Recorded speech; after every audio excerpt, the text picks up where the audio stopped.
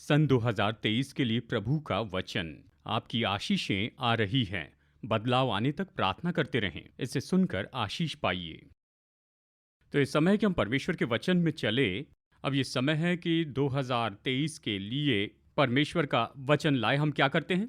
ये नए साल की शुरुआत है हमारे नए साल की सभा में कि कलीसिया के लिए वचन लेकर आएं, और हम इसे कहते हैं प्रभु का वचन। और ये कई साल से चल रहा है, तो अब हम हर साल के लिए परमेश्वर का वचन लाते हैं। मैं हमेशा पहले से ही निश्चित करता हूँ इस संदेश को परमेश्वर का वचन ये कहते हुए कि ये केवल एकमात्र चीज़ नहीं जो परमेश्वर बता रहे हैं। ठीक है, तो हम सब इसे समझते हैं और हम तो परमेश्वर के पूरे वचन के अनुसार जीते हैं। पूरी बाइबल तो सत्य है, ये सही है। हम परमेश्वर के पूरे वचन के अनुसार जीते हैं, तो ये मत कहिए कि मुझे केवल यही सुनना चाहिए। नहीं, लेकिन देखिए, हम यही कोशिश करते हैं कि हम परमेश्वर की सुनना चाहते हैं कि प्रभु आप हमारे लिए विशेष रूप में क्या कहते हैं इस साल के लिए। वो वचन जो आप चाहते हैं कि मैं सभा को बताऊं, जो एपीसी के भाग हैं, जो अलग अलग तरीके से हमारे साथ जुड़े हैं, और आप उनसे कौन सा वचन कहना चाहते हैं या हमें बताना चाहते हैं। ये तो प्रोत्साहन का वचन है, निर्देश का वचन है, दिशा निर्देश है। वही तो हम जनवरी के इस पहली सभा में खोलते हैं, और ये तो हम पिछले कुछ दशकों से इस तरह बता रहे हैं, और हम परमेश्वर के वचन को लेकर आते हैं। और देखिए, यही तो परमेश्वर का वचन है। ये उन बहुत सी बातों में से एक है जो परमेश्वर आपसे और मुझसे कहते हैं, पर हम तो लिखित वचनों के अनुसार जीते हैं। आमीन। ठीक है, तो आइए हम सब लोग खड़े हो जाएं। देखिए, काफ़ी समय पहले यानी सितंबर महीने से मैं अपने प्रार्थना के समय में हमेशा कहता था, प्रभु ये क्या है, मुझे कलीसिया को निश्चय ही वचन बताना है। और उसी समय परमेश्वर ने मेरी आत्मा में यही बात रखी, या ये मैं इस तरह से कह सकता हूँ कोई दर्शन के जैसे ये आया, और इस तरह से मैं आज आपको बता रहा हूँ। पहली जनवरी 2023 परमेश्वर का वचन है सन 2023 के लिए। ये प्रोत्साहन का वचन है और ये तो निर्देश का वचन है। मैं इसे बताता हूँ, इसे इन शब्दों में कहूँगा, और फिर हम तो इसका विवरण देखेंगे जैसे वचन में से देखेंगे। मैं महसूस करता हूँ प्रभु हमसे कहते हैं, आपकी आशीषें आ रही हैं, बदलाव आने तक प्रार्थना करते रहें। आमीन। आपकी आशीषें आ रही हैं, बदलाव आने तक प्रार्थना करते रहें। तो बगल वाले से कहिए, आपकी आशीषें आ रही हैं, बदलाव आने तक प्रार्थना करते रहें।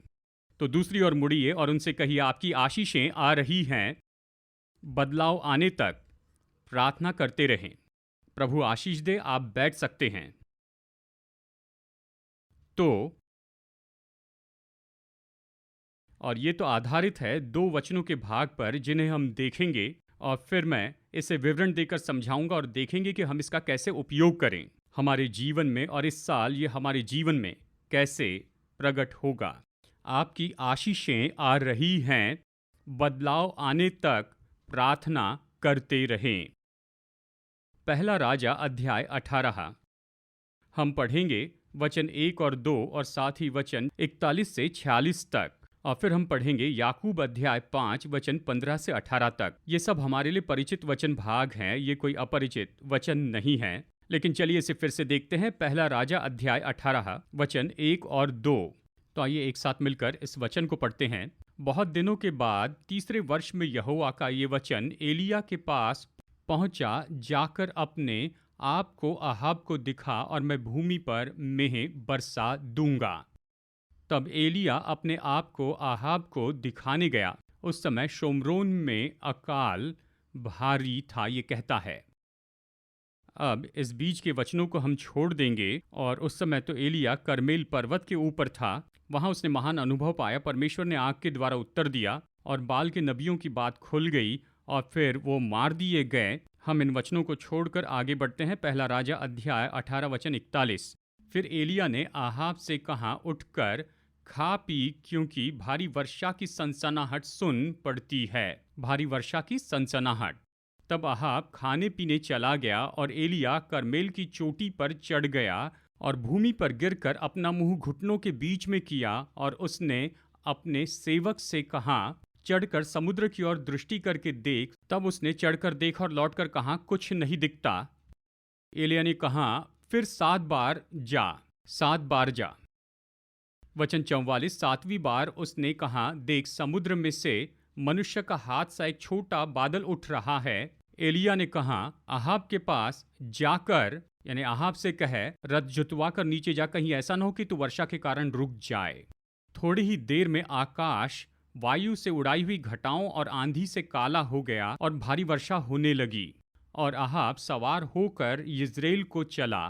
तब यहोवा की शक्ति एलिया पर ऐसी हुई कि वो कमर बांधकर अहाब के आगे आगे यिज्रेल तक दौड़ता चला गया। तो अभी नए नियम से हम पढ़ते हैं याकूब अध्याय 5 वचन 16 से 18 तक। याकूब 5 वचन 16 से 18 में याकूब इस तरह से लिखता है, तुम आपस में एक दूसरे के सामने अपने अपने पापों को मान लो और एक दूसरे के लिए प्रार्थना करो, जिससे तुम चंगे हो जाओ। धर्मी जन की प्रार्थना के प्रभाव से बहुत कुछ हो सकता है। एलिया भी तो हमारे समान दुख सुख भोगी मनुष्य था, और उसने गिड़गिड़ा कर प्रार्थना की कि मेह न बरसे, और 3.5 वर्ष तक भूमि पर मेह नहीं बरसा। फिर उसने प्रार्थना की तो आकाश से वर्षा हुई और भूमि फलवंत हुई। ये कहता है।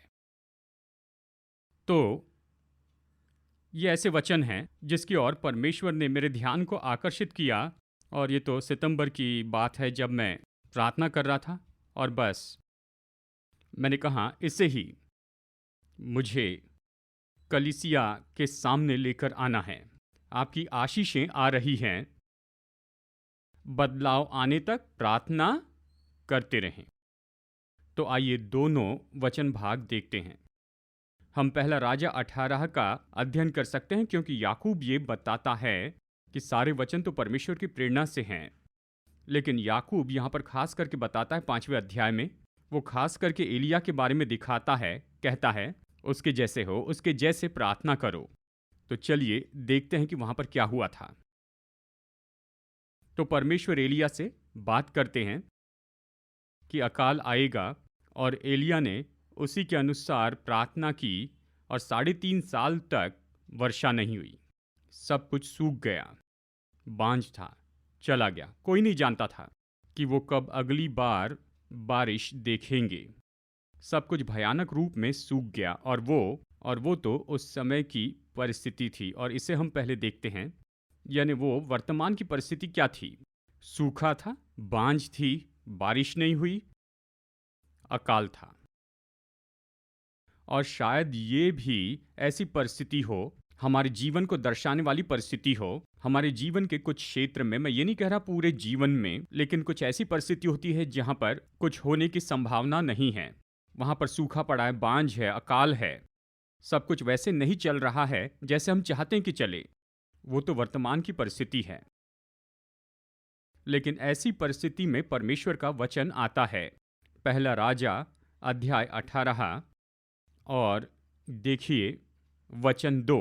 यहाँ देखिए पहला राजा 18:1 में परमेश्वर कहते हैं, परमेश्वर की प्रतिज्ञा उस परिस्थिति में आती है।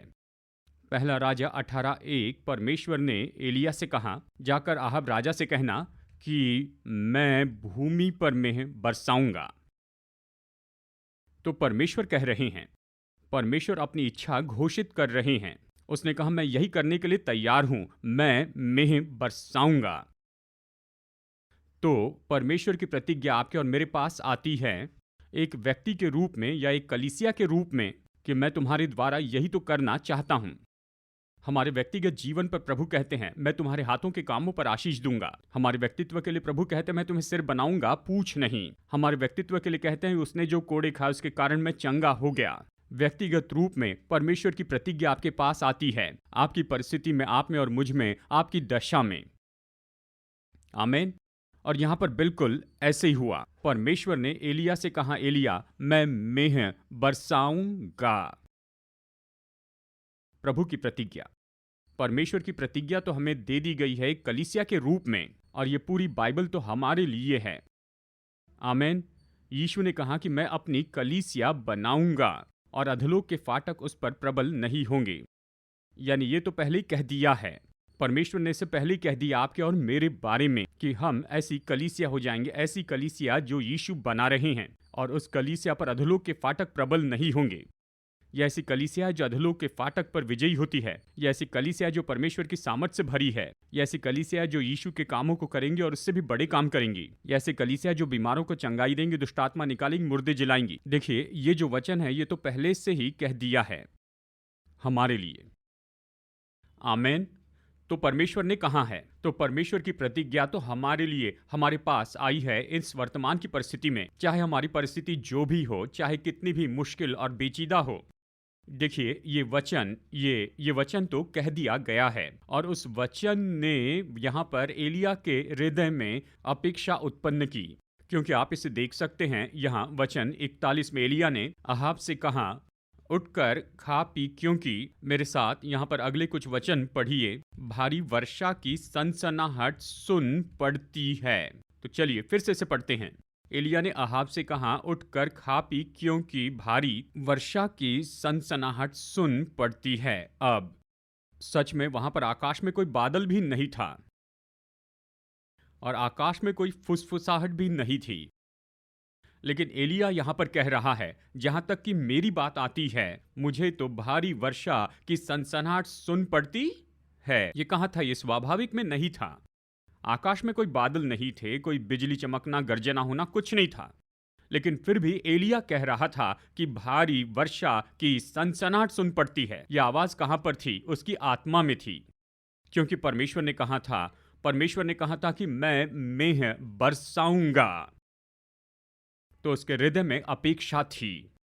और ये समय है कि आप और मैं विश्वासी के नाते हम अपेक्षा करें, बिल्कुल एलिया के जैसे, ताकि हम भी कह सके कि भारी वर्षा की सनसनाहट सुन पड़ती है, जबकि आकाश में कोई बादल नहीं थे और ना ही बिजली की कोई चमक वहां पर दिख रही थी। लेकिन आपके भीतर आप उमड़ते हैं और आपके भीतर में अपेक्षा होती है, क्योंकि आप जानते हैं कि आपके स्वर्गीय पिता ने वचन कहा है और आपका स्वर्गीय पिता झूठ नहीं बोलेगा। अगर किसी वचन पर आप भरोसा रख सकते हैं, अगर किसी वचन पर आधारित रह सकते हैं, तो ये तो आपके स्वर्गीय पिता का वचन है। आमेन। तो अब आपको और मुझे इन अपेक्षाओं से पूरी तरह भर जाना है कि भारी वर्षा की सनसनाहट सुन पड़ती है। मैं जानता हूं कि क्या अपेक्षा करनी है, क्योंकि मेरे पिता ने अपना वचन बोल दिया है। आमेन। शायद इसी क्षेत्र में आप और मैं कमी घटी में हैं। हम में अपेक्षा की कमी होती है। हम परमेश्वर की प्रतिज्ञा जानते हैं, लेकिन परमेश्वर की प्रतिज्ञा तो बाइबल में बस एक वचन के रूप में है। वो उन पन्नों से निकलकर आपकी आत्मा में धारण नहीं की गई है। वो उस पन्नों से निकलकर आपकी कल्पनाओं को जकड़े हुए नहीं है। उसे उस पन्नों से बाहर निकलना होगा और आपकी सारी भावनाओं को भरना होगा, ताकि आप कह सके कि मुझे भारी वर्षा की सनसनाहट सुन पड़ती है। मैं उसे अपने भीतर महसूस कर सकता हूं। आमीन। परमेश्वर के वचन पर आधारित उस पल उसके पास बस यही था। बस परमेश्वर ने एक बात कही है कि मैं मेंह बरसाऊंगा। और एलिया कह रहा था कि भारी वर्षा की सनसनाहट सुन पड़ती है। पर परमेश्वर ने तो केवल इतने ही शब्द कहे थे। वो उनसे भर गया था। उसने कहा, मैं जानता हूं क्या अपेक्षा करनी है। अहाब से कल ना जल्दी कर, रथ में आ, निकल जा, क्योंकि भारी वर्षा की सनसनाहट सुन पड़ती है। और इसीलिए आज परमेश्वर की प्रतिज्ञाएं आपको और मुझे अपेक्षाओं से भर दे और हमारी कल्पनाओं को इतना ले ले, हमारी भावनाओं को इतना ले ले। और मैं जानता हूं कि मेरी अपेक्षाएं क्या है, कि परमेश्वर अपना वचन पूरा करेगा ही। वो झूठ नहीं बोलेगा, वो अपनी प्रतिज्ञाओं से नहीं फिरेगा। और वही तो हमारी अपेक्षा है। आमीन। लेकिन देखिए, जितना ज्यादा एलिया इन अपेक्षाओं से भरा हुआ था, कुछ न कुछ तो होना है। और ये वो भाग है जिसे हम कलीसिया के रूप में, या पूरे संसार की कलीसिया इसमें चूक रही हैं। इसमें विश्वास की प्रार्थना तो होनी ही चाहिए। एलिया ने क्या किया ये यहां बताता है। पहला राजा 18 वचन 42 में, अहाब तो खाने पीने चला गया और एलिया करमेल की चोटी पर चढ़ गया और भूमि पर गिरकर अपना मुंह घुटनों के बीच किया। ये कहता है एलिया ने क्या किया।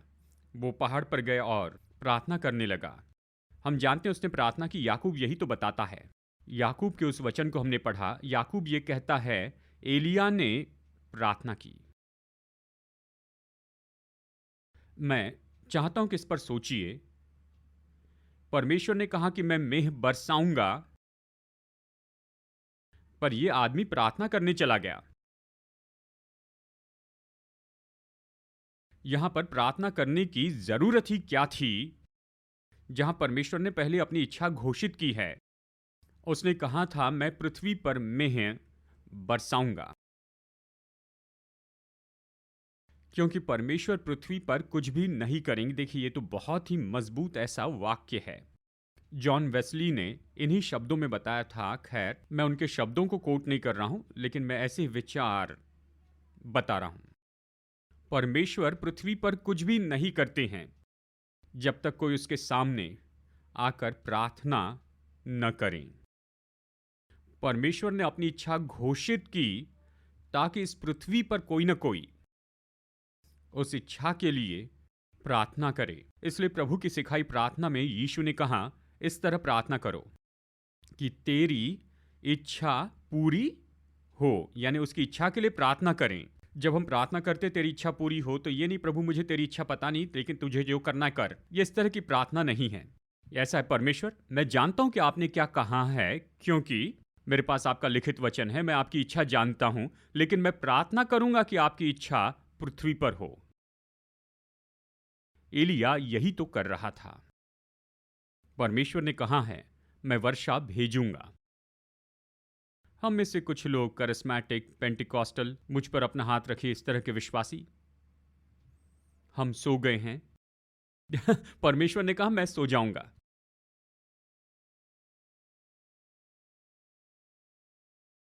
देखिए, हम परमेश्वर के साथ में सहकर्मी हैं। देखिए, कारण है कि क्यों बाइबल कहती है कि हम सहकर्मी हैं और सोने वाले पार्टनर्स नहीं हैं।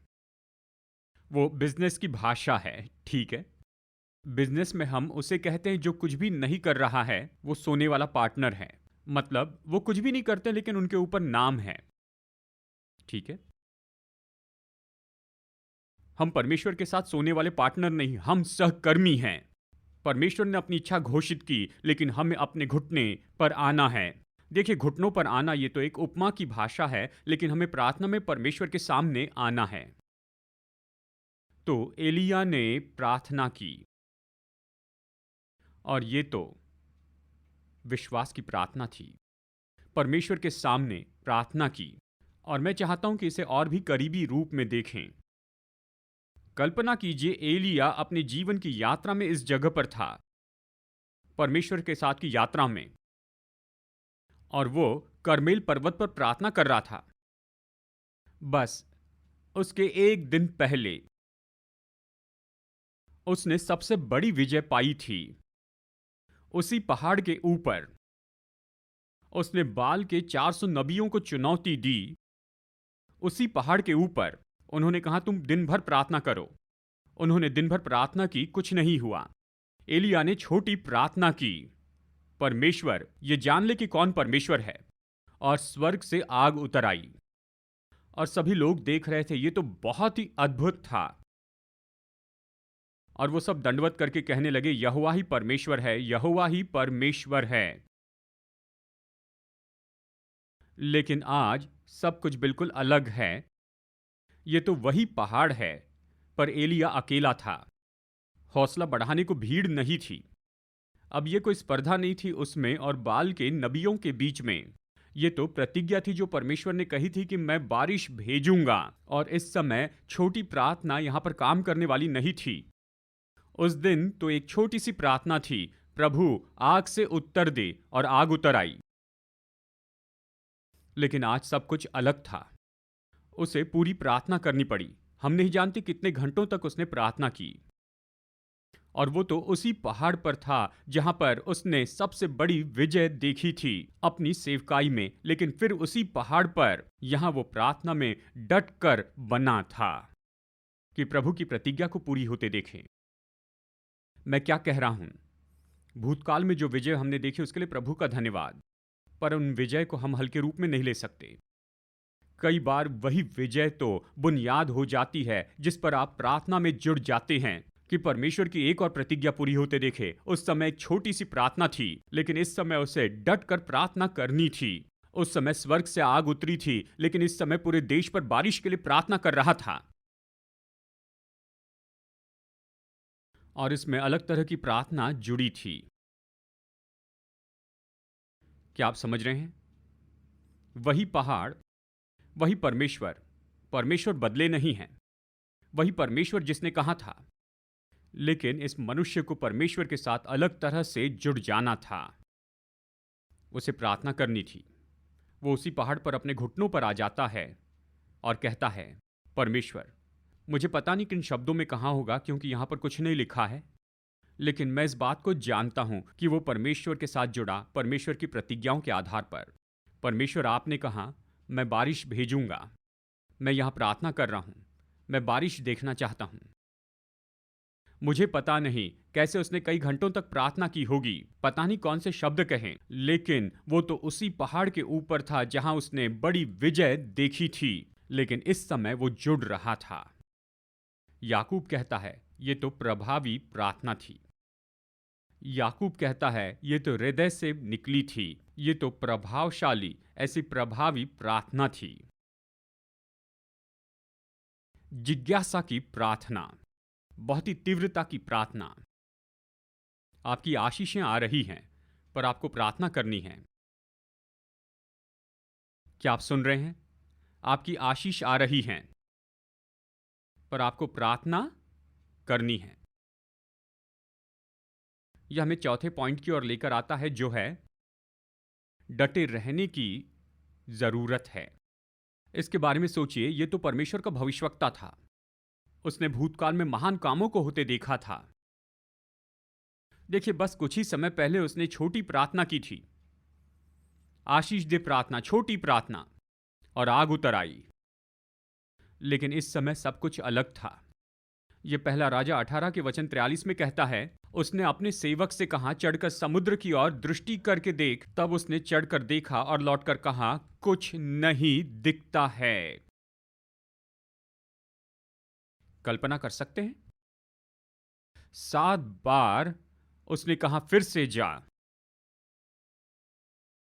एलिया ने कहा, मैं आशा करता हूं यह गहेजी था, उसका सहायक, असिस्टेंट। गहेजी, जाकर देख, मैंने प्रार्थना की, क्या वहां पर कुछ है? गहेजी देखता है, वापस आता है, माफ करना, कुछ नहीं है। जानते हैं एलिया के मन में किस तरह के विचार आए होंगे? यानी कहा होगा, परमेश्वर क्या हुआ, बस कुछ दिनों पहले मैंने प्रार्थना की थी, 10 शब्द कहे और आग उतर आई। लेकिन अब इतने समय तक प्रार्थना की है और कुछ भी नहीं हो रहा है। लेकिन एलिया ने क्या किया? उसने कहा, फिर से जा। और कितनी बार? 7 बार ऐसा किया। 7 बार। मतलब हम लोग जो कि खास करिस्मेटिक लोग हैं, फास्ट फूड, बटन दबाओ, माइक्रोवेव, इस तरह के लोग, हम तो शायद 1.5 बार भी टिके नहीं होते। लेकिन एलिया ने प्रार्थना की 7 बार। 7 बार। फिर से जा, फिर से जा, फिर से जा। और शायद हो सकता है कि यह हमारी कमजोरी है आधुनिक समय की कलीसिया में। हम नहीं जानते कि इसका अर्थ क्या है कि प्रार्थना में डटे रहें। हम नहीं जानते। हमें चाहिए बिल्कुल तुरंत, बटन दबाओ, स्वाइप करो, टैप करो। तो देखिए, हम सब कुछ ऐसे चाहते हैं, इस तरह से। माफ करना, इस तरह से नहीं है। और इसलिए हम नहीं समझते हैं कि प्रार्थना में डटे रहने का मतलब क्या है। तो याकूब एलिया की और हमारा ध्यान लेकर आता और कहता है, वैसी प्रार्थना करो। इस तरह के मनुष्य बनो जो जिज्ञासा से भरे है, जो प्रार्थना में बने रहे, जो जानता है कि उस जगह पर बने रहना क्या है। हाँ, ये तो कर्मेल पर्वत है। हाँ, ये तो निश्चय बहुत बड़ी महान विजय की जगह है, लेकिन इस समय इस पहाड़ पर डटकर खड़े रहना है जब तक कि वही परमेश्वर उसी प्रतिज्ञा को पूरी न करे। प्रभु, मैं यहां से नहीं हटूंगा। आमेन। उसने कहा, जाओ देखो, जाओ देखो, जाओ देखो। मुझे पता नहीं गहजी क्या सोच रहा होगा। हे प्रभु, मुझे छुड़ा। ओ प्रभु, मुझे इससे निकाल। मैं तो अपनी नौकरी छोड़कर यहां से निकल जाना चाहता हूं। लेकिन उसे जाकर बस देखना था। 7 बार। देखिए, प्रभु यीशु मसीह ने हमें प्रार्थना में डटे रहना सिखाया और यीशु ने इन 2 उदाहरणों का उपयोग किया। देखिए, पहला उदाहरण है डटे रहने वाले मित्र का। आप इसके बारे में पढ़ सकते हैं लूका 11 वचन 1 से 13 में। आप घर जाकर पढ़ सकते हैं। मैं इसका सारांश आपको बताता हूं। लूका अध्याय 11 वचन 1 से 13 में यीशु अपने चेलों को प्रार्थना करना सिखाना चाहते थे। तो उसने प्रार्थना का एक तरीका दिया। कहा, तुम जब प्रार्थना करो तो इस तरह से प्रार्थना करो, हे हमारे पिता तू जो स्वर्ग में है, तेरा नाम पवित्र माना जाए, तेरा राज्य आए। हम सब प्रभु की प्रार्थना जानते हैं। और बिल्कुल इसके बाद में लूका 11 1 से 13 में, यानी प्रभु की प्रार्थना सिखाने के बाद, उस ढांचा सिखाने के बाद उसने ये कहा, उसने ये उदाहरण दिया। उसने कहा, इसकी कल्पना करो कि एक मित्र अपने मित्र के घर में वहां पर पहुंच गया, लेकिन इस मित्र के पास उसे देने के लिए कोई भोजन नहीं था, रोटी नहीं थी। और इसलिए आधी रात के समय तो वो क्या करता है, वो अपने मित्र के घर में जाता है जो कि पहले से बिस्तर पर सो रहा है, और वो दरवाजा खटखटाने लगता है और वो उससे कहता है, मित्र मुझे कुछ रोटी दे, मुझे कुछ भोजन दे, क्योंकि मेरा दोस्त मुझसे मिलने के लिए आया है और मेरे पास उसे देने के लिए कुछ नहीं है। और वो मित्र जो सो रहा था उसने कहा, सुनो, मैं तो अभी सो रहा हूं, मैं कुछ नहीं कर सकता।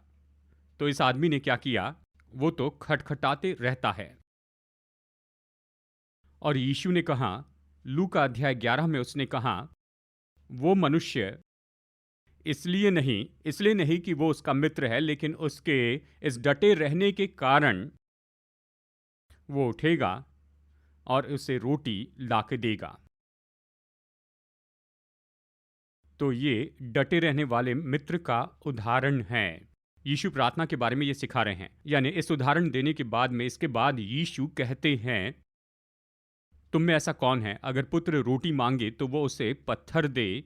अगर वो मछली मांगे तो क्या उसे सांप देगा? अगर वो अंडा मांगे तो क्या उसे बिच्छू देगा? तो तुम्हारा स्वर्गीय पिता इससे बढ़कर क्यों न देगा? देखिए, प्रार्थना के बारे में हमें सिखाते हैं और इस प्रार्थना की शिक्षा के बीच में वो डटे रहने के महत्व के बारे में हमें बताते हैं। तो ये डटे रहने वाला मित्र, ये तो मध्यस्थ को दिखाने वाला है, क्योंकि कोई उसके पास में आया है और उसके पास कुछ नहीं है कि उसकी उस जरूरत को पूरी कर सके, लेकिन वो उसके पास में जाता है जिसके पास जरूरत पूरी करने के लिए स्रोत है, मतलब परमेश्वर। हाँ, उस व्यक्ति के साथ में इसका संबंध है जिसके पास में स्रोत हैं, जो कि परमेश्वर हैं। उसके साथ उसका संबंध है, वो मित्र है। परंतु वो जो मित्र है, वो केवल मित्रता के कारण काम नहीं करता है, वो मित्र तो इसके डटे रहने के कारण ही काम करता है। क्या आप सुन रहे हैं? वाचा का संबंध तो बहुत ही महत्वपूर्ण है, पर परमेश्वर नहीं चाहते कि उसके साथ की हमारी वाचा को हम ऐसे हल्के रूप में ले। मुझे ये देखने दो कि तुम इस वाचा का कितना मूल्य रखते हो, तुम इस वाचा में कितना विश्वास करते हो। मुझे ऐसा कुछ दिखाओ जिसके कारण मैं तुम्हारे लिए काम करने लगूं। हाँ, तुम मेरे मित्र हो, हाँ, तुम मेरे साथ वाचा में बंधे हो, लेकिन मुझे दिखाओ कि तुम डटे हो। क्या आप सुन रहे हैं? और यीशु ने हमें वो उदाहरण दिया। लूका 18 में वो हमें एक और उदाहरण देते हैं। इस समय चेलों ने उससे कहा, प्रभु हमें प्रार्थना करना सिखा। और यीशु ने कहा लूका 18:1 में, जैसे प्रार्थना करने सिखाने लगा, उसने कहा, उसने इसके विषय में कि नित्य प्रार्थना करना और हियाव न छोड़ना चाहिए उन्हें सिखाया। दूसरे शब्दों में, हिम्मत मत हारिए। क्या यहाँ पर कोई है या कोई ऑनलाइन देख रहा है, शायद आप तो हिम्मत हार चुके हैं। मतलब इसके लिए मैं कितने समय से प्रार्थना कर रहा हूं, कुछ नहीं हो रहा है। जब एलिया ने प्रार्थना की तब भी कुछ नहीं हुआ था, 6 बार। क्या आप हिम्मत हारने पर हैं जिसके लिए आप प्रार्थना करते आ रहे हैं? परमेश्वर आपसे कह रहे हैं, वो कहते हैं आपकी आशीषें आ रही हैं। बदलाव आने तक प्रार्थना करते रहें। हिम्मत मत हारिए, यही तो यीशु ने कहा। उसने कहा नित्य प्रार्थना करना चाहिए। इसका मतलब है, सरल प्रार्थना में कहे तो हमें नित्य प्रार्थना करते रहना है और हिम्मत नहीं हारना है, हिम्मत नहीं छोड़नी है। और फिर उसने एक और कहानी बताई, एक दृष्टांत बताया कि एक विधवा थी जिसे कुछ लोग बहुत ही परेशान कर रहे थे। हम पूरी कहानी नहीं जानते, तो आप इसके बारे में कल्पना कर सकते हैं। शायद ऐसे कुछ लोग होंगे जो उसकी संपत्ति या पैसों के लिए परेशान कर रहे थे। कुछ लोग उसे परेशान कर रहे थे, अन्याय कर रहे थे। तो वो कोर्ट में जाती है, वो न्यायाधीश के पास जाती है और कहती है कि मेरी रक्षा कीजिए इन लोगों से जो मुझे परेशान कर रहे हैं। और ये न्यायाधीश, जो अच्छा न्यायाधीश नहीं था, वो इसकी ओर ध्यान भी नहीं देता, उसके बारे में परवाह नहीं करता। पर इस विधवा ने क्या किया, इस कहानी में जो यीशु हमें बताते हैं, वो तो उस न्यायाधीश के पास बार बार जाती रही और उस न्यायाधीश ने कहा, देखो मैं परमेश्वर का भय नहीं मानता हूं, मुझे न्याय की कोई परवाह नहीं, मुझे सही करने की परवाह नहीं, लेकिन ये स्त्री, हाँ, क्योंकि ये बार बार आती है। सरल शब्दों में कहे तो वो डटी थी, इसलिए मैं कुछ करूंगा। तो यीशु ने इस तरह से उनसे कहा, न्यायाधीश ने जो कहा उसकी ओर ध्यान दो। न्यायाधीश ने क्या कहा, क्योंकि ये बार बार आती है। और फिर यीशु ने पिता की ओर दिखाते हुए कहा, क्या परमेश्वर जो सबका न्यायी है अपने चुने हुओं का न्याय न चुकाएगा? तुरंत ही, मतलब वो उस बुरे न्यायाधीश से बेहतर करेगा। देखिए, वो यही बात बताना चाहते थे कि हमें प्रार्थना में डटे रहना है। वो ये नहीं कह रहे कि परमेश्वर उस न्यायाधीश जैसे है। वो कह रहे हैं, मैं चाहता हूं कि तुम विधवा के जैसे हो। यही मुद्दा है। कई बार लोग तो इसे बहुत बड़ी बात बना देते हैं, जिस बात पर यीशु जोर देना ही नहीं चाहते हैं। परमेश्वर अधर्मी न्यायी नहीं है, लेकिन वो चाहते हैं कि हम इस बात की ओर गौर करें कि वो विधवा इस तरह से डटी रही। डटे रहने वाले मित्र की केस में वो तो मध्यस्थ था, वो तो किसी और के लिए जा रहा था, और डटे रहने वाली विधवा की केस में वो अपनी जरूरत के लिए जा रही थी। उसके जीवन की कोई बात थी, कोई उसे परेशान कर रहा था और उसे हस्तक्षेप की वहां जरूरत थी। क्या आप सुन रहे हैं? बगल वाले से कहिए, आपकी आशीषें आ रही हैं। बदलाव आने तक प्रार्थना करते रहें और फिर अच्छी बातें होना शुरू हो जाएंगी। नंबर 5, आशीषों के पहले कुछ चिन्ह होते हैं। पहला राजा 18 वचन 44 कहता है, जब उसने 7वीं बार प्रार्थना की और 7वीं बार उससे कहा, अब उसका सेवक वापस आया था। गहेजी वापस आकर उसने कहा, समुद्र से मनुष्य का हाथ सा एक छोटा बादल उठ रहा है। समुद्र से वो बादल उठ रहा है। आपने क्या किया होता? यानी 7 बार प्रार्थना करने के बाद बस आप इतना ही देख सकते हैं कि एक बादल है जो मनुष्य की मुट्ठी के आकार का है। सर्वशक्तिमान परमेश्वर आपकी प्रार्थना का उत्तर दे रहे हैं और बस मनुष्य की मुट्ठी के आकार का एक बादल दे रहे हैं। आप कहेंगे, प्रभु ये तो एक बूंद वर्षा नहीं देगा। मैं पूरे देश पर बारिश हो इसलिए प्रार्थना कर रहा हूं, और आप मुझे एक बादल दे रहे हैं, इतना सा। तो क्या आप परमेश्वर से निराश हो जाते? पर एलिया उत्साहित हुआ, क्योंकि उसके लिए वो जानता था परमेश्वर अपने वचन को पूरा करेंगे। अगर परमेश्वर पूरे देश पर बारिश बरसाना चाहते हैं उस छोटे बादल के द्वारा, तो ऐसे ही हो। लेकिन वचन कहता है कि मैं इस भूमि पर वर्षा और मेंह बरसाऊंगा। परमेश्वर इसे कैसे करेंगे, कोई फर्क नहीं पड़ता। लेकिन वो उत्साहित हुआ जब उसने आशीष की उस चिन्ह को देखा। क्या आप जानते हैं कि कई बार आप और मैं तो इनकार करते हैं उन आशीष के चिन्हों का जो परमेश्वर हमारे जीवन में भेजते हैं, और हम परमेश्वर की पूरी आशीष को रोक देते हैं। क्यों? क्योंकि हम छोटी चीजों के दिनों को तुच्छ जानते हैं। हमें बड़ा चाहिए, महान चाहिए, यानी ये तो ऐसा हो, ये ऐसी चीज हो जो सबके ध्यान को आकर्षित कर लेती है। हम तो बड़ा चाहते हैं, लेकिन परमेश्वर कई बार अपनी आशीष भेजते हैं, आशीष का चिन्ह भेजते हैं, बहुत ही छोटे रूप में, बहुत ही महत्वहीन तरीके से और बहुत ही ऐसे सरल तरीके से, और हम उसे चूक जाते हैं या उसे तुच्छ जानते हैं। पर एलिया ने ऐसा नहीं किया, वो तो उत्साहित हो गया। मैं आपको चुनौती देता हूं, जैसे आप प्रार्थना करते हैं, बदलाव आने तक आप आशीषों के इन चिन्हों को देखेंगे। ये शायद थोड़ा सा स्वाद हो, ये तो बहुत ही सरल तरीका होगा जिसके द्वारा परमेश्वर आपको दिखाना शुरू करते हैं कि आपकी प्रार्थनाओं का उत्तर मिलेगा और उसकी प्रार्थनाएं पूरी होना शुरू हो चुकी हैं। और जैसे आप आशीष के इन चिन्हों को अपने जीवन में इस तरह प्रकट होते हुए देखते हैं, तो उत्साहित हो जाइए, उसे धन्यवाद दे, उसकी स्तुति करते जाएं। कहें, प्रभु धन्यवाद, मैं ये होते हुए देख रहा हूं। धन्यवाद प्रभु, जो भी हो रहा है उसके लिए। शायद आपके शरीर में कुछ चीजें गलत हो और एक चीज से चंगाई मिलती है, और आप उन 6 चीजों के लिए कुड़कुड़ाते हैं जिसमें चंगाई नहीं पाई।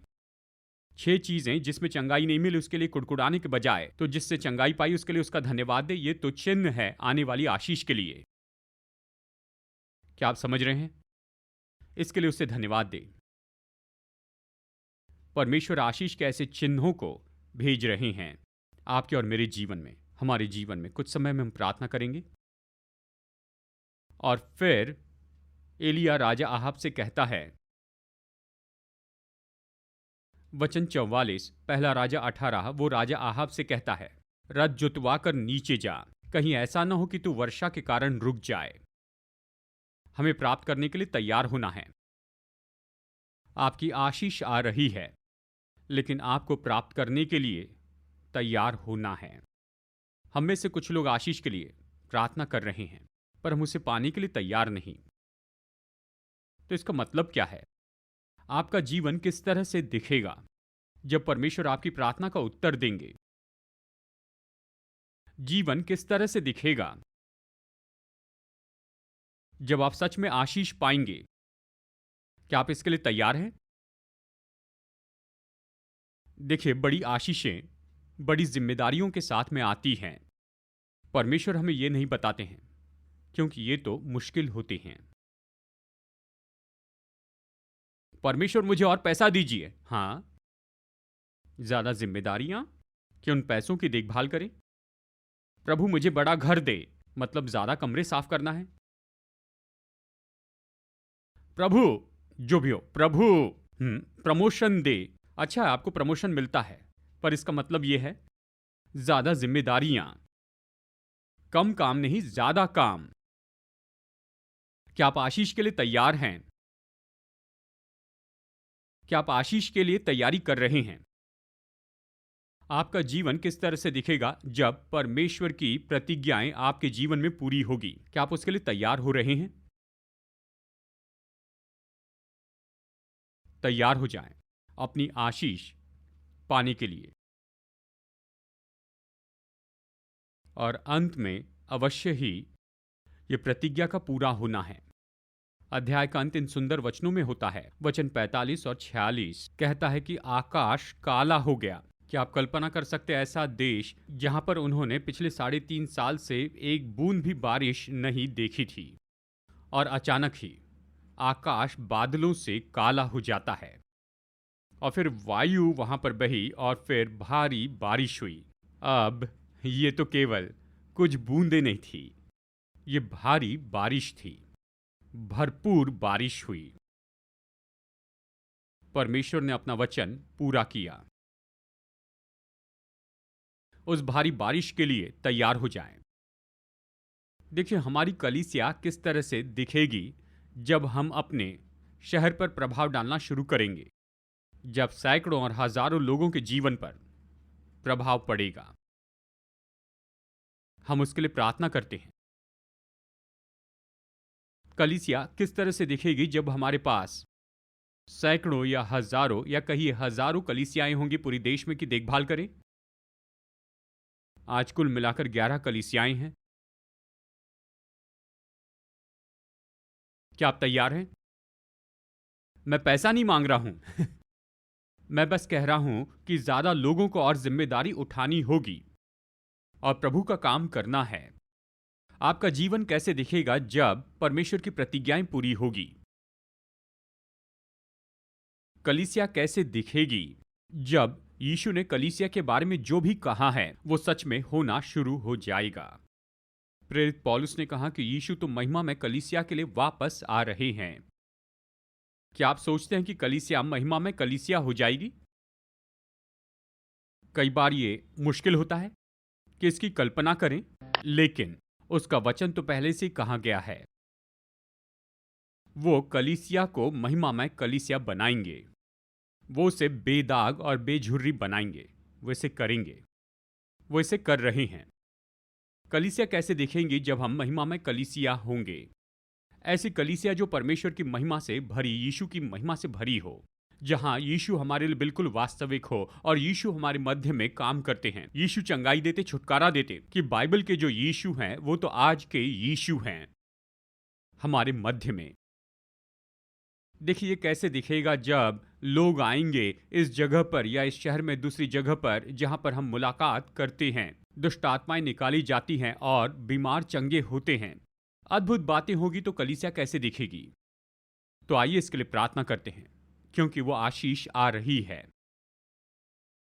परमेश्वर ने इससे पहले ही कहा है, उसने अपना वचन दे दिया। उसने कहा कि पिछली की जो महिमा थी उससे आने वाले की महिमा ज्यादा होगी। उसने ये पहले ही कह दिया है। अब बात तो यह है कि हम कह रहे हैं कि प्रभु कहे। उसने तो पहले ही कह दिया कि देखो यही तो होने वाला है। लेकिन एलिया के जैसे लोग होने चाहिए, आप और मैं, जो बदलाव आने तक प्रार्थना करते चले जाए, कि प्रार्थना करते जाए ताकि परमेश्वर की प्रतिज्ञा हमारे मध्य में काम करने लगे। जब तक कि आकाश काला ना हो जाए और घने बादल ना आए और बारिश ना हो जाए। क्या आप उनमें से एक होंगे कि प्रार्थना करें, कि खुद के लिए प्रार्थना करें, दूसरों के लिए प्रार्थना करें, कलीसिया के लिए प्रार्थना करें, जब तक कि ये प्रतिज्ञाएं जो परमेश्वर ने अपने वचन में पहले से ही कही हैं उसके पूरे होने तक। मैं हमें चुनौती देना चाहता हूं कि दूसरों के लिए रस्सी थामे रहे। बगल वाले से कहिए, रस्सी थामे रहे। किसी और के लिए, दूसरे व्यक्ति से कहिए, रस्सी थामे रहे दूसरे के लिए। इसका क्या अर्थ है? देखिए, मैंने प्रेरित 9 से इसे लिया है। देखिए, एक मनुष्य था जो बहुत बुरा मनुष्य था। उसका नाम था शाऊल। वो तो विश्वासियों को मार रहा था, गड़बड़ी ला रहा था, और अचानक उसका जीवन बदल गया। और जब वो यीशु पर विश्वास करने लगा तब वो दमिश्क में था और वो यीशु के बारे में प्रचार करने लगा। प्रेरित 9 कहता है लोग उसे मार देना चाहते थे। और ये तो बहुत ही सुंदर चित्र है जहां पर कोई चेला, उनका नाम तो हमारे लिए लिखा भी नहीं गया है, वो रस्सी थामे रहे कि शाऊल को नीचे उतार दे, शहरपनाह की एक खिड़की से, एक टोकरी द्वारा।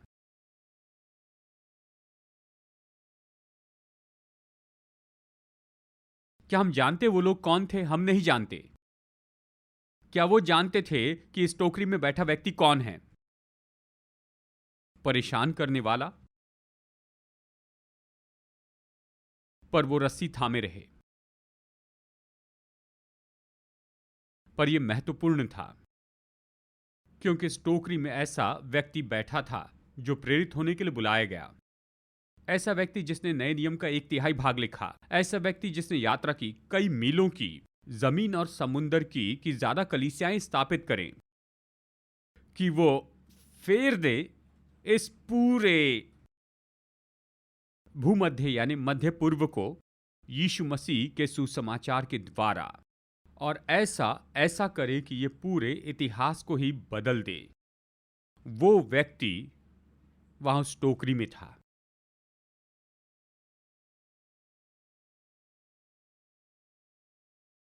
जिन्होंने दूसरे कोने से उस रस्सी को थामा था, उनका नाम तो बाइबल में भी नहीं बताया है।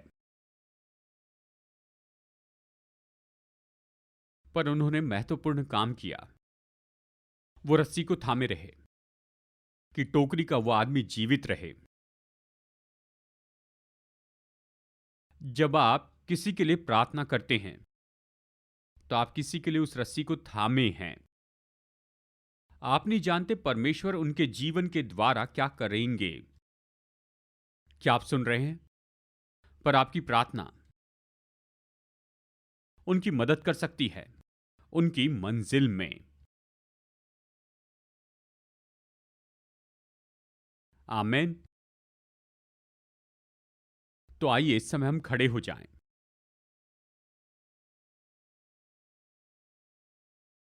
जैसे हम हमेशा करते हैं, हमारे पास इस साल के लिए परमेश्वर के वचन का मैग्नेट है। यहां से निकलते समय हर एक एग्जिट पर एक टेबल होगा। कृपया इसे लीजिए। एक परिवार के लिए एक, अगर आपके पास 2 फ्रिज हैं तो आप 2 ले सकते हैं, लेकिन कहिए अगर आपके पास एक है।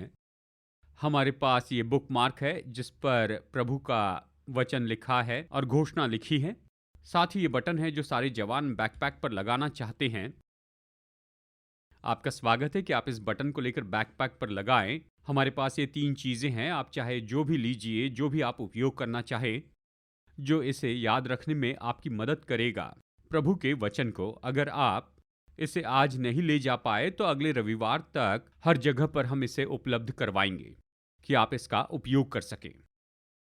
पर मैं चाहता हूं इस पर सोचिए। आपकी आशीषें आ रही हैं, लेकिन बदलाव आने तक प्रार्थना करते रहे। तो मैं चाहता हूं कि आराधना की टीम बहुत ही धीमा सा म्यूजिक यहां पर बजाए और इस बीच में आप प्रार्थना कीजिए कि वो आशीष कौन सी है जिसके लिए आप प्रार्थना कर रहे हैं। परमेश्वर ने अपने वचन में पहले ही कहा है। अब ये बात नहीं कि परमेश्वर को सहमत करें, उसका वचन तो पहले से ही कह दिया गया है। उसने कहा मैं बारिश भेजूंगा, मैं आशीष दूंगा और मैं ऐसा करूंगा। लेकिन क्या आप परमेश्वर के सामने जाकर कहेंगे प्रभु प्रार्थना करने में मदद कीजिए जब तक मैं बदलाव न देखूं। मैं हिम्मत नहीं हारना चाहता, मैं थक कर हिम्मत नहीं हारना चाहता, क्योंकि परमेश्वर विश्वास योग्य वो भले हैं। प्रभु अपने वचन के लिए विश्वास योग्य हैं, लेकिन हमें प्रार्थना करनी चाहिए एलिया के जैसे। अभी कुछ पल लीजिए और आप स्वर्ग के साथ में अपने हृदय को जोड़िए। मुझे पता नहीं आप क्या प्रार्थना करेंगे, यह आपके और प्रभु के बीच में है। बस कहिए पिता, यह आपकी प्रतिज्ञाएं हैं, मैं इस पर खड़ा हूं। मैं प्रार्थना करूंगा जब तक बदलाव न देख लूं। तो आइए इस समय हम प्रार्थना करेंगे। धन्यवाद पिता इस समय के लिए। आप सभी प्रार्थना कीजिए, जो हमें ऑनलाइन देख रहे हैं आप भी प्रार्थना कीजिए। हम बस प्रार्थना में कुछ समय बिताएंगे। मैं चाहता हूं कि आप परमेश्वर के सामने खड़े हो उसके वचन पर, उसकी प्रतिज्ञाओं पर। हे पिता, हम आपके वचन को लेते हैं। आपका वचन तो सत्य है पिता। आपकी भली प्रतिज्ञाओं में से एक भी कभी नहीं टलेगी। आपने जो भी वचन कहा है वो पूरा होगा। पिता, अभी हम प्रार्थना करते हैं इन सभी लोगों के लिए जो यहां ऑडिटोरियम में हैं, जो ऑनलाइन देख रहे हैं या फिर आने वाले समय में सुनेंगे इस संदेश को किसी भी समय में या किसी वक्त में। पिता, मैं प्रार्थना करता हूं कि परमेश्वर का सामर्थ्य देने वाला अनुग्रह हम में से हर एक के ऊपर हो, कि आपके वचन को ले और हम प्रार्थना करते जाएं। वो डट कर नियमित की गई प्रभावी प्रार्थना जो धर्मी जन की है या धर्मी व्यक्ति की है, जो कि बहुत प्रभावी होती है। हम में से हर एक को अपनी पवित्र आत्मा की सामर्थ दीजिए, जो कि अनुग्रह और विनती की आत्मा है। हे परमेश्वर, हम आपके सामने जिसके लिए भी खड़े हैं, जो भी प्रतिज्ञा या प्रतिज्ञाएं हो, आपने हमसे जो भी वचन कहे हैं, हे परमेश्वर, जैसे हम आपके सामने खड़े हैं, हम आपका धन्यवाद देते हैं कि आकाश जो है वो तो पूरा काला हो जाएगा और बादल बनते जाएंगे और बड़ी भारी बारिश होगी। और निश्चय आपने अपने लोगों के जीवन में जो भी कहा है वो तो पूरा ही होगा। हर एक प्रयोजन आएगा और हर एक चंगाई प्रकट होगी और हर एक छुटकारे का काम पूरा होगा और हर एक आशीष की प्रतिज्ञा तो पूरी होगी। और हम सब मिलकर प्रभु की सेवा करेंगे। हमारे बच्चे प्रभु के द्वारा सिखाए जाएंगे और उनमें बड़ी शांति होगी कि हमारी संतान इस पृथ्वी पर पराक्रमी होंगी। कि आपने जो अभिषेक और प्रकाशन हमें दिया है वो तो हमारे बच्चों और हमारे बच्चों के बच्चों पर हो प्रभु। और निश्चय ऐसी पीढ़ी तैयार हो इस कलीसिया में और इस घर में प्रभु, जो कि हटाने वाले और हिलाने वाले होंगे इस पूरे संसार में। कि हम कलीसिया के रूप में निश्चय आक्रामक और बहुत ही विजयी हो जाएं। कलीसिया जो कि अंधकार के कामों के विरुद्ध में होंगे, जो हमारे शहर में हो, हमारे देश में और संसार के देशों में। और ऐसा हो कि प्रभु हम आपकी आत्मा की सामर्थ्य में चले और प्रभु आप बड़े चिन्ह और चमत्कार कीजिए। उसके लिए आपने हमें बुलाया। पिता, हम आपका धन्यवाद करते हैं कि आपने हमारे ऊपर कहा हुआ हर एक वचन पूरा होगा ही। हमें अनुग्रह दीजिए कि हम विश्वास योग्य हो, कि अपने परमेश्वर के सामने नम्रता से चले, कि अपने प्रभु के सामने विश्वास योग्य रूप में चले और आपकी सेवा कर सकें। धन्यवाद पिता,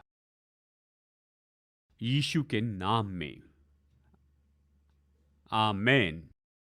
आपकी आशीषें आ रही हैं। बदलाव आने तक प्रार्थना करते रहे, हिम्मत न हारें। आमेन। तो सभा अंत करते हैं।